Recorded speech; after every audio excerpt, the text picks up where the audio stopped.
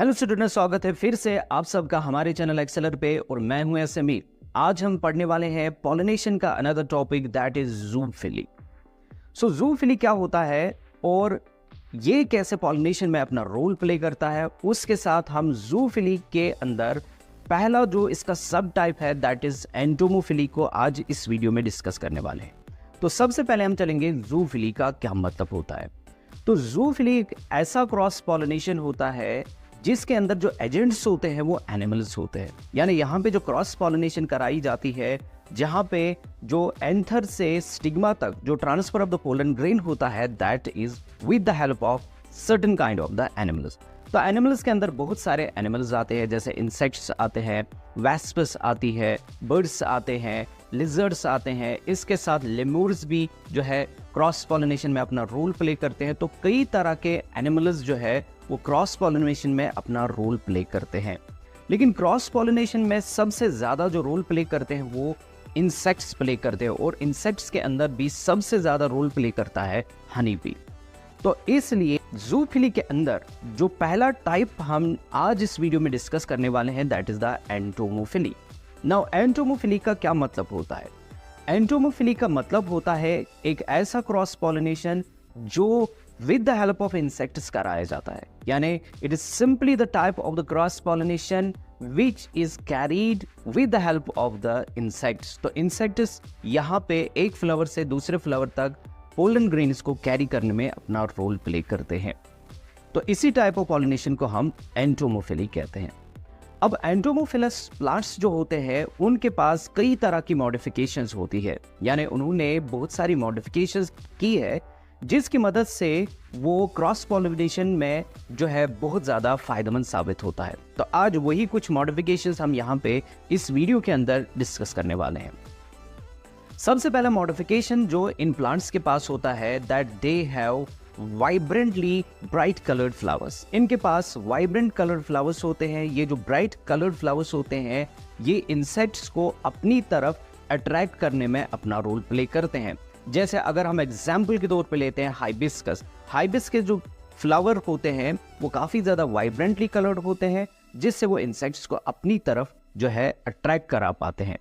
लेकिन कुछ प्लांट्स के अंदर जो फ्लावर्स होते हैं वो लेस कॉन्स्पिक्यूअस होते हैं, यानी वो काफ़ी छोटे होते हैं, जिसकी वजह से उनका कलर या उनका वाइब्रेंटली कलर्ड होना उन्हें ज़्यादा फायदा नहीं देता है। तो ऐसे फ्लावर्स के अंदर या ऐसे प्लांट्स के अंदर कई तरह की मॉडिफिकेशंस होती है। यानी जनरली फ्लावर के अंदर जो पेटल्स होते हैं वही कलर्ड होते हैं, लेकिन ऐसे फ्लावर्स ने कई और पार्ट्स को भी कलर्ड और अट्रैक्टिव बनाया है ताकि इंसेक्ट्स को अपनी तरफ अट्रैक्ट किया जा सके। जिनमें सबसे पहला एग्जाम्पल हम जो लेंगे that will be bougainvillea. Bougainvillea एक ऐसा फ्लावर है जिसका ब्रैक्ट जो है वो ब्राइटली कलर्ड हो जाते हैं, यानी उसके ब्रैक्ट्स ब्राइट कलर्ड के हो जाते हैं and they help in the attraction of the insects. इसी तरीके से अगर हम यूफोर्बिया पुलचेरिमा की एग्जाम्पल लेते हैं तो यूफोर्बिया पुलचेरिमा के अंदर जो लीव्स होते हैं वो ब्राइटली कलर्ड हो जाते हैं, जिससे वो इंसेक्ट्स को अपनी तरफ अट्रैक्ट कर पाता है। इसके अलावा कई तरह के और भी फ्लावर्स हैं जिनमें और भी जो है कुछ पार्ट्स कलर्ड हो सकते हैं, जिसमें मूसा एंडा है। मूसा एंडा के अंदर ये एक ऐसा फ्लावर होता है जिसमें एक सेपल जो है कलर्ड हो जाता है and helps in the attraction of the insects. तो इन शॉर्ट जो ब्राइट कलर्ड फ्लावर्स होते हैं वो इंसेक्ट्स को अपनी तरफ आकर्षित करने में या अट्रैक्ट करने में अपना रोल प्ले करते हैं। सेकंड मॉडिफिकेशन इन फ्लावर्स के अंदर या इन प्लांट्स ने अपने फ्लावर्स के अंदर जो पैदा की है दैट इज द सेंट, यानी इनके पास बड़ी अच्छी खुशबू होती है। तो जैसे अगर हम जो है जैस्मिन लेते हैं या कई और तरह के जो फ्लावर्स है उनमें काफ़ी ज़्यादा अच्छी खुशबुएं पाई जाती है। तो ये जो खुशबू होती है ये इंसेक्ट्स को भी अपनी तरफ अट्रैक्ट करती है। लेकिन कुछ फ्लावर्स को आप देखोगे उनमें बड़ी ही बदबू होती है, ऑब्नॉक्शियस जो है उनमें ऑर्डर आता है जो रिपेलेंट का काम करता है। लेकिन कुछ फ्लाइज होती है जिनको ये बदबू काफ़ी अच्छी लगती है, तो ये फ्लावर्स अपने अंदर इस ऑब्नॉक्शियस ऑर्डर को पैदा करते हैं, इस बदबू को पैदा करते हैं और वो उन्हीं फ्लाइज को टारगेट करते हैं और उन्हीं फ्लाइज की मदद से क्रॉस पॉलिनेशन कराते हैं। तो इस तरीके से कलर और सेंट दो ऐसी चीजें हैं जो इंसेक्ट्स को अपनी तरफ खींचती है। तीसरा कैरेक्टर जो इन फ्लावर्स के अंदर या इन प्लांट्स के अंदर प्रेजेंट होता है, that is the presence of the nectariferous glands. इनके पास नेक्टारिफेरस ग्लैंड्स होते हैं विच प्रोड्यूस द नेक्टर। इन नेक्टर का मतलब होता है रस। इनके पास ऐसे ग्लैंड्स होते हैं जो रस प्रोड्यूस करते हैं और ये इंसेक्ट्स इन फ्लावर्स को विजिट करते हैं ताकि उन फ्लावर से वो रस पी सके। लेकिन इसके बदले में वो क्रॉस पॉलिनेशन में अपना रोल प्ले करते हैं, क्योंकि ये जो ग्लैंड्स होते हैं वो डीपली प्रेजेंट होते हैं, फ्लावर के बिल्कुल बेस के ऊपर प्रेजेंट होते हैं। तो जब ये इंसेक्ट उस जो है नेक्टारिफेरस ग्लैंड तक रस पीने के लिए चले जाते हैं तो उनकी पूरी बॉडी के ऊपर पोलन ग्रेन्स डस्ट कराए जाते हैं और यही इंसेक्ट जब दूसरे फ्लावर को विजिट करता है, it helps in the transfer of the pollen grains to the stigma of another flower. तो इस तरीके से ये क्रॉस पॉलिनेशन में नेक्टारिफेरस ग्लैंड्स जो है वो अपना रोल प्ले करता है। कुछ फ्लावर्स ऐसे भी होते हैं जिनमें छोटे छोटे फ्लावर्स कंबाइन होके एक बड़ा जो है कॉन्स्पिक्यूअस फ्लावर बनाते हैं। जैसे अगर हम जो है कोरिम्ब इन्फ्लोरेसेंस लेते हैं जिसमें छोटे छोटे फ्लावर कंबाइन होके एक बड़ा सा फ्लावर लेते हैं। इसी तरीके से अगर आप सनफ्लावर का जो फ्लावर देखोगे, that's not a single flower, that is combination of several hundred of the flowers. तो उसमें कई सारे फ्लावर्स जमा होके एक बड़ा सा फ्लावर बनाते हैं which is called the capitulum. तो हम उसको कैपिटुलम कहते हैं। तो इस तरीके से ये अनदर मॉडिफिकेशन है जिससे फ्लावर जो है मोर कॉन्स्पिक्यूअस हो जाता है and helps in the attraction of the insects. इसके अलावा और भी कई तरह की जो है इनके अंदर मॉडिफिकेशंस होती है। जैसे ये जो प्लांट्स होते हैं इनके पास जो पोलन ग्रेन्स होते हैं वो स्टिकी हो सकते हैं या वो स्पाइनी हो सकते हैं।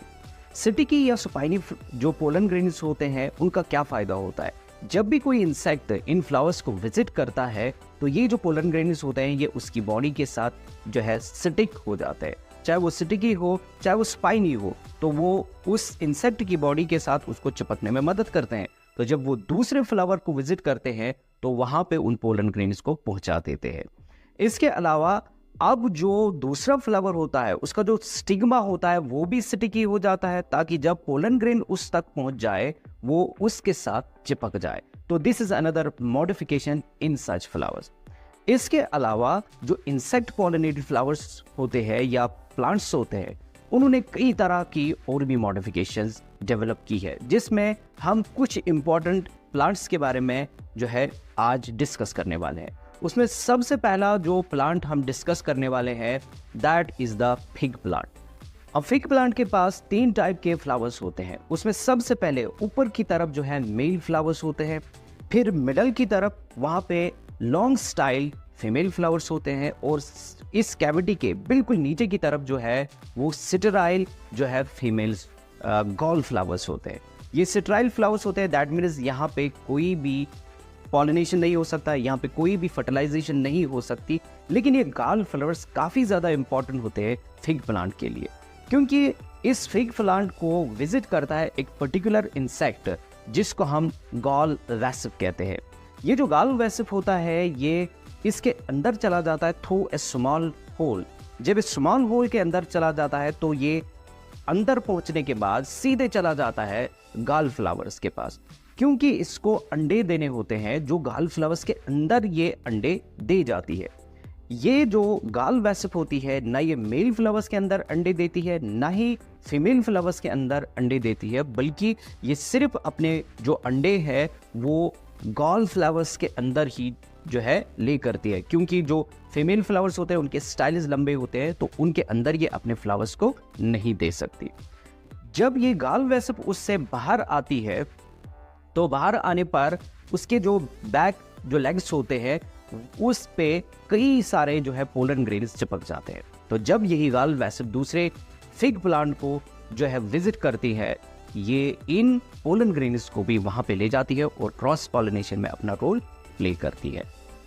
इसके अलावा दूसरी जो एग्जाम्पल आज हम लेने वाले हैं that is the yucca plant. Yucca plant के ऊपर एक अनदर जो है मॉथ रहता है जिसको हम यूका मॉथ कहते हैं। ये जो यूका मॉथ होता है जिसको हम प्रोन्यूबा यूकासेला कहते हैं, this is the scientific name of the yucca moth. तो ये और दोनों यूका प्लांट एक दूसरे के लिए बहुत ज़्यादा इम्पोर्टेंट होते हैं। जब फ्लावर्स प्रोड्यूस होते हैं तो ये उन फ्लावर्स के पास चला जाता है और ओरी में एक छोटा सा होल जो है बना लेता है, एक छेद करता है और फिर उस छेद के ज़रिए से अपने अंडे उसी ओरी के अंदर ले करता है।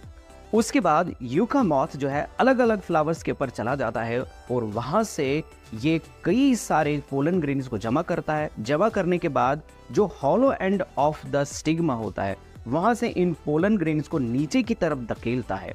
तो जब ये पोलन ग्रेन्स नीचे आ जाते हैं वहाँ पे जो है फर्टिलाइजेशन होती है और सीड्स बनते हैं।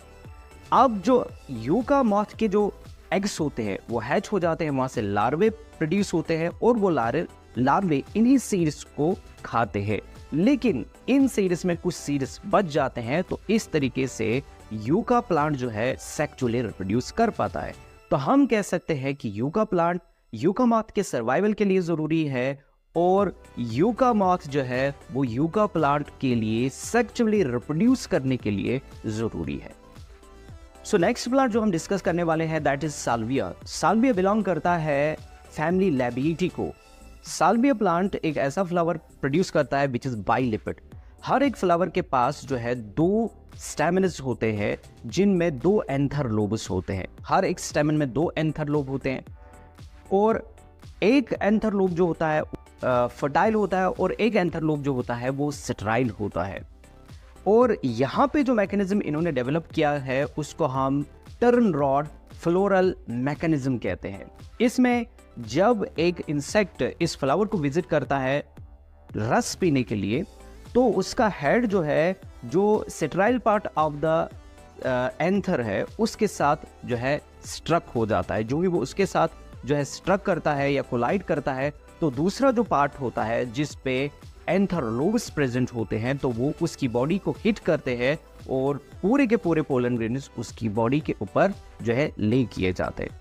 तो वो सारे पोलन ग्रेन्स उसकी बॉडी के साथ चिपक जाते हैं। जब यही इंसेक्ट दूसरे फ्लावर को विजिट करता है तो वो इन जो है पोलन ग्रेन्स को वहां तक ले जाने में अपना रोल प्ले करता है और क्रॉस पॉलिनेशन को पॉसिबल करा पाता है। तो इस तरीके से हमने इन कई सारे प्लांट्स के अंदर कुछ स्पेशल मैकेनिज्म देखे जिसकी मदद से वो क्रॉस पॉलिनेशन को इंश्योर करा पाते हैं। लास्ट में हम एक और मॉडिफिकेशन डिस्कस करेंगे कि जो इंसेक्ट पॉलिनेटेड जो फ्लावर्स होते हैं या प्लांट्स होते हैं उन्होंने एक और मॉडिफिकेशन अपने अंदर डेवलप की है कि वो एडिबल पोलन ग्रेन्स को प्रोड्यूस करते हैं। ये जो एडिबल पोलन ग्रेन्स होते हैं उनको इंसेक्ट्स खा भी सकते हैं एज फूड क्योंकि उनके अंदर न्यूट्रिएंट्स प्रेजेंट होते हैं। तो इन एडिबल पोलन ग्रेन्स को खाने के लिए इंसेक्ट्स इन फ्लावर्स को विजिट करते हैं तो वो काफ़ी सारे जो है पोलन ग्रेन्स को खा जाते हैं। लेकिन काफ़ी सारे ऐसे पोलन ग्रेन्स होते हैं जो उनकी बॉडी के साथ चिपक जाते हैं और जब वो विजिट करते हैं दूसरे फ्लावर को to just collect the pollen grains तो उस तरीके से वो क्रॉस पॉलिनेशन में अपना रोल प्ले करते हैं। सो आज का हमारा वीडियो यहीं पे ख़त्म होता है।